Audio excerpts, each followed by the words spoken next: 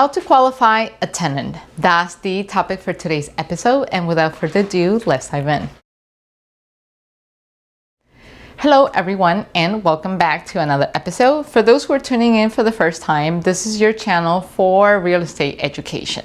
Now, today's topic came to me as a request from another viewer, and it's all about qualifying a tenant. How do you know when to give it the green line to someone that wants to rent your property, right? So I'm gonna share what I know. This is, again, not a cookie cutter strategy. Everyone has their own style, but this is a strategy that I follow when I first started investing in real estate. So how do you do the qualification process, right? So first, you do an open house, right? You show them the premises, and typically I use that time to interact with them. I want to see what the dynamic is going to be like. Remember, real estate is actually a relationship business. So whether you're in a relationship business with your banker, with your real estate agent, it's the same thing with the tenant. This is going to be a marriage for a year, sometimes even 2 years, depending on how long you sign the lease. So you want to make sure that your relationship, your interaction with them is going to be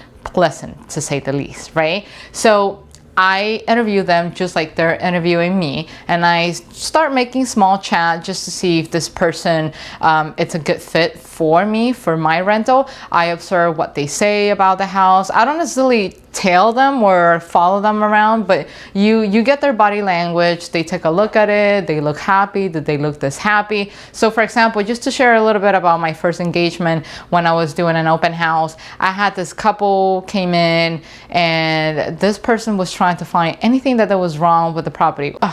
There must be something wrong with this property because there's no way that the rent is so cheap around here. Or I had this one person who came in who picked on every single little thing and start asking questions. Why is this like this? What is this like that? You don't want to make yourself miserable trying to rent to someone like that, or having somebody come in and demand everything. Well, I think this should be this way. This should be done this way. I think you can paint the walls this way.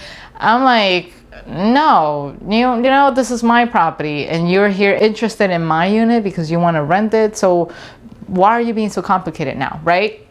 So you start judging the character, and obviously the pool is going to start getting smaller and smaller until you find the person that it's right for you. But that's only step number one, right? Some people do really great in interviews. Now you need to test to see if that relationship is going to be sustainable. So you're going to go ahead and you're going to grab one of those rental applications. There's a lot of them that you can find online. Zillow actually has one of them. So here's the link down below that you can use to check it out. But it typically asks questions like, what's your name, your social security, your birthday, your employment history, how long have you been in your current job? If it's less than 6 months, how long have you been in your past job? Pretty standard questions, pretty similar. And then once you collect that information, that's when you're going to go and you're going to do a background check. So there are companies who specialize in doing that. You don't need to go crazy about it. I'm going to give you the links down below, and all you got to do is just to create your own account, your profile,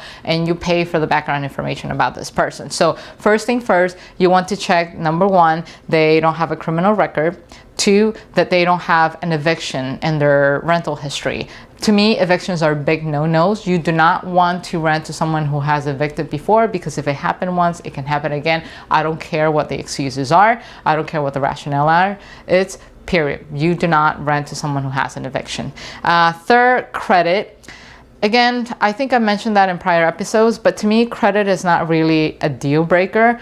Yes, you want someone who has a great credit because that shows that they're responsible managing money, but in reality, you don't know what their circumstances. Maybe they went through a divorce, or maybe they're just out of college, or maybe they just moved to this country. Anyone who has been here any less than 6 months can't even build the credit because they're still waiting for their social security number. So those are the things that you might want to consider. Maybe this person is a recent graduate and they have a lot of debt because of school. That doesn't necessarily mean they're bad or poor managing their money. They're just trying to establish themselves together.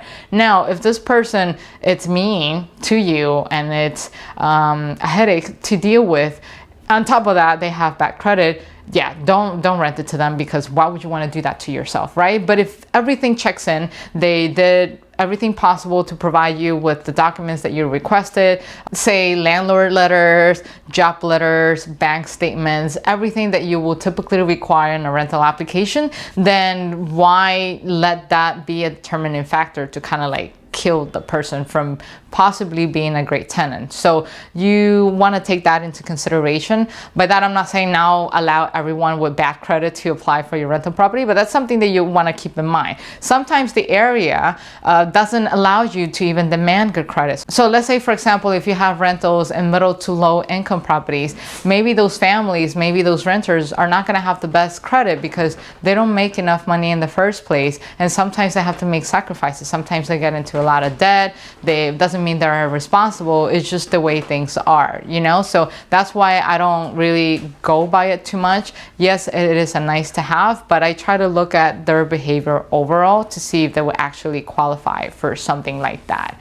And then in terms of everything else, I look at their bank statements. I want to make sure they have enough savings. Not so much in the savings. I want to make sure that whatever they claim they're making, it is in fact accurate and it's true. I need to make sure that they have sufficient income to be able to cover the rent expenses. So typically when I get the bank statements, the first thing I check is, does this person really makes what they claim they're making? Do they get paid twice a month, once a month, depending on the circumstances and how often they pay? The golden rule is the rent should not exceed 30 to 40% of your income. So make sure that that applies to you as well. So if your rent, let's say it's $1,000, this person has to make at least 3-4 times, so that way this person is able to pay for your rent. And I think some of the rental applications already say that you have to have a credit of this much, you have to make 3-4 times the annual rent or something like that. So you actually get to ask that as well. And the next thing you typically check are reference letters, right? You want to get a letter from their employers saying that this person actually works there.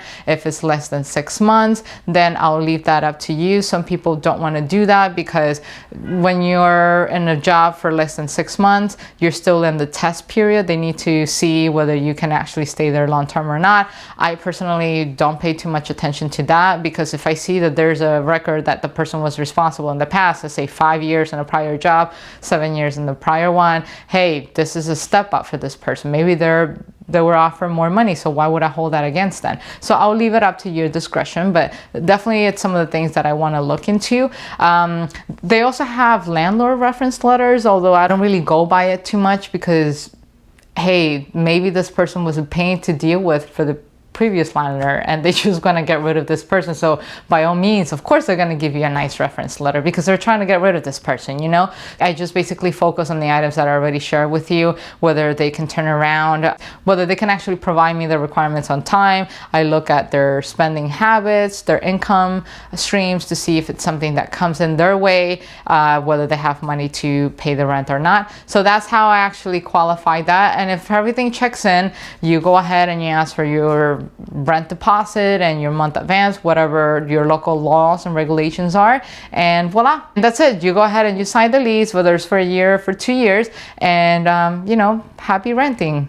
So that's everything I have for today. So I hope you guys found this video very valuable. It was nice, short, and simple. And if you find the content helpful to others, feel free to share the link and share the love so that way they can gain some knowledge out of this. And as usual, don't forget to subscribe or hit the like button. And until then, I'll see you guys next time. Take care. Bye-bye.